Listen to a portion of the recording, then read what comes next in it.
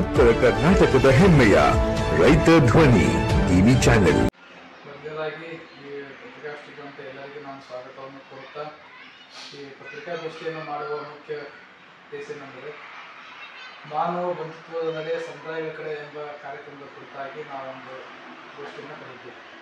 ಈ ನಾಡು ಕಂಡ ಸರಳ, ಸಜ್ಜನಿಕ ಮತ್ತು ವಿಶಿಷ್ಟ ರಾಜಕಾರಣಿ, ವಿಚಾರವಾದಿ, ಚಿಂತಕ ಮತ್ತು ಅಹಿಂದ ರತ್ನವಾದಂಥ ಸನ್ಮಾನ್ಯ ಶ್ರೀ ಸತೀಶ್ ಜಾರಕಿಹೊಳಿ ಅವರು ಬುದ್ಧ, ಬಸವ, ಅಂಬೇಡ್ಕರ್ ಅವರ ಚಿಂತನೆ, ತತ್ವ, ಆದರ್ಶಗಳ ಅಡಿಯಲ್ಲಿ ಮಾನವ ಬಂಧುತ್ವ ವೇದಿಕೆ ಎಂಬ ಸಂಘಟನೆಯನ್ನು ಹುಟ್ಟುಹಾಕಿ ಅದರ ಸಂಸ್ಥಾಪಕ ಅಧ್ಯಕ್ಷರಾಗಿದ್ದರು.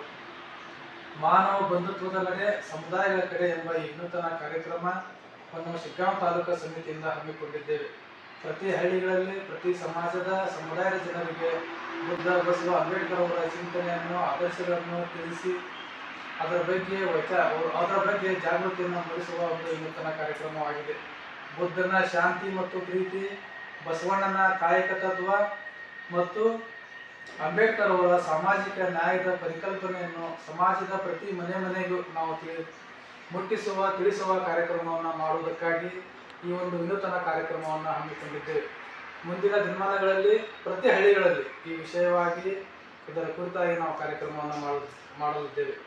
ಇವತ್ತಿಗೂ ಹಳ್ಳಿಗಳಲ್ಲಿ ಜಾತಿ ಧರ್ಮದ ಆಧಾರದಲ್ಲಿ ತಾರತಮ್ಯ, ಕೋಮು ದ್ವೇಷ, ಮೂಢನಂಬಿಕೆ, ಮೇಳು ಕೀಳು ಅನ್ನೆಂಬ ಅನಿಷ್ಟಗಳು ಇನ್ನೂ ಜೀವಂತವಾಗಿವೆ. ಅದರ ವಿರುದ್ಧವಾಗಿ ನಮ್ಮ ಸಂವಿಧಾನ ಖಾತ್ರಿಪಡಿಸುವ ಹಕ್ಕು ಮತ್ತು ಕರ್ತವ್ಯಗಳ ಬಗ್ಗೆ, ಸಂವಿಧಾನದ ಪೀಠಿಕೆ ಬಗ್ಗೆ, ಒಟ್ಟಾರೆ ಸಂವಿಧಾನ ಮತ್ತು ಅಂಬೇಡ್ಕರ್ ಅವರ ವಿಚಾರವೇನಿದೆ ಸಮಾಜದ ಕುರಿತು ಅದನ್ನು ತಿಳಿಸಿ ಸಮಾಜದಲ್ಲಿ ಜಾಗೃತಿಯನ್ನು ಮೂಡಿಸಿ ಸಮಾಜದಲ್ಲಿ ಅತ್ಯಂತ ಶಾಂತಿ, ಸೌಹಾರ್ದತೆ ಮತ್ತು ಸಮಾನತೆಯ ಅಂಶಗಳ ಆಧಾರದಲ್ಲಿ ಎಲ್ಲ ಸಮಾಜವನ್ನು ಒಟ್ಟುಗೂಡಿಸಿಕೊಂಡು ಒಂದು ಸೌಹಾರ್ದಯುತ ಸಮಾಜವನ್ನು, ಒಂದು ಅತ್ಯುತ್ತಮವಾದ ಸಮಾಜವನ್ನು ಕಟ್ಟುವುದಕ್ಕಾಗಿ ನಾವು ಈ ಒಂದು ವಿನೂತನ ಕಾರ್ಯಕ್ರಮವನ್ನು ಹಮ್ಮಿಕೊಂಡಿದ್ದೇವೆ. ಈ ಕಾರ್ಯಕ್ರಮ ಮಾಡುವುದಕ್ಕೆ ಮೂಲ ಪ್ರೇರಣೆ ಯಾರೆಂದರೆ ನಮ್ಮ ಸಂಸ್ಥಾಪಕ ಅಧ್ಯಕ್ಷರಾದ ಸತೀಶ್ ಜಾರಕಿಹೊಳಿ ಅವರು ಈ ಕಾರ್ಯಕ್ರಮದ ಮೂಲ ಪ್ರೇರಣೆಯಾಗಿದ್ದಾರೆ. ಅವರ ವಿಚಾರದಂತೆ ಪ್ರತಿ ಸಮುದಾಯಗಳಿಗೆ ಇವತ್ತಿನ ಈ ಆದರ್ಶ ಪುರುಷಗಳನ್ನು ಮುಟ್ಟಿಸಬೇಕಾಗಿದೆ. ಪ್ರತಿ ಮನುಷ್ಯರಿಗೆ, ಪ್ರತಿ ಮನಕ್ಕೆ, ವಿದ್ಯಾರ್ಥಿಗಳಿಗೆ, ಮಹಿಳೆಯರಿಗೆ ಮತ್ತು ಯುವಕರಿಗೆ ಈ ವಿಷಯವನ್ನು ತಿಳಿಸಬೇಕಾಗಿದೆ. ಇತ್ತೀಚಿನ ದಿನಗಳಲ್ಲಿ ಕೋಮು ದ್ವೇಷದ ಗೋಡೆಗಳು, ಬಿರುಕುಗಳು, ತೊಡಕುಗಳು ಇವತ್ತು ವ್ಯಾಪಕವಾಗ್ತಾ ಇದೆ. ಯುವಕರಲ್ಲಿ ವೈಚಾರಿಕ ಪ್ರಜ್ಞೆ ಇರುವಂತಾಗಿದೆ. ಯುವಕರು ಇವತ್ತು ಹಾದಿ ತಪ್ತಾ ಇದ್ದಾರೆ. ದುಷ್ಟ ಚಟಗಳಿಂದ ಆಗಿರ್ಬೋದು ಅಥವಾ ಇನ್ನಿತರೆ ಕೋಮು ದ್ವೇಷದ ನಶೆಯಿಂದ ಆಗಿರ್ಬೋದು.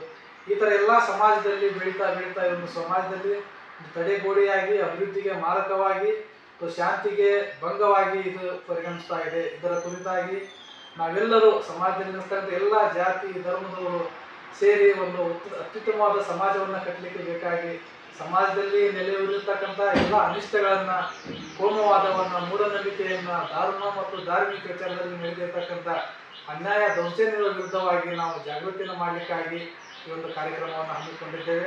ಆದ ಕಾರಣ ಪ್ರತಿ ಗ್ರಾಮದಲ್ಲಿ ಈಗಾಗಲೇ ನಾವು ಗ್ರಾಮ ಸಮಿತಿಗಳನ್ನು ಮಾಡಿದ್ದೇವೆ. ಆ ಸಮಿತಿಗಳ ಮೂಲಕ ನಾವು ಈ ಕಾರ್ಯಕ್ರಮವನ್ನು ಹಮ್ಮಿಕೊಳ್ತಿದ್ದೇವೆ. ಇಷ್ಟೇ ಹೇಳಿ ನಾನು 2 ಮಾತು